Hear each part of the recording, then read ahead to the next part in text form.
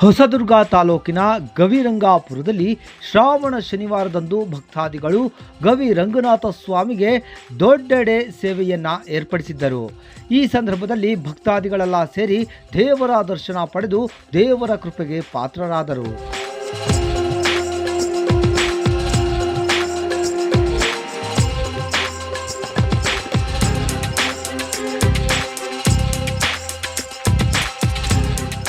ನಾಲ್ಕು ಗಂಟೆಗೆ ಎಬ್ಬಿಸಿ ಅಣಕಾಯಿ ಮಾಡಿಸ್ಕೊಂಬಾರಪ್ಪ ಅಂತ ಕಳಿಸ್ತಾರೆ.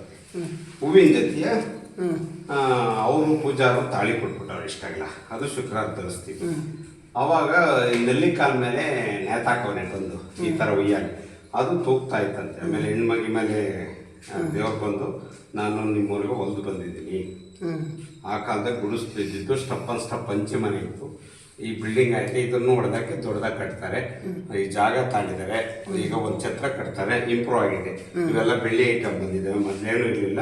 ಇದು ಮಾಸ್ತಮ್ಮ 3 ರೂಮ್ ಕಟ್ಟಿದ್ರು. ಇವರಿಗೆ ನಾನ್ ವೆಜ್ ಆಗುತ್ತೆ. ಇಲ್ಲಿ ಸ್ಕ್ರೀನ್ ಬಿಟ್ಟು ನಾನ್ ವೆಜ್ ಎಡೆ ಇಕ್ಕಿ ಇವತ್ತೇ ಕೊಡ್ತಾರೆ.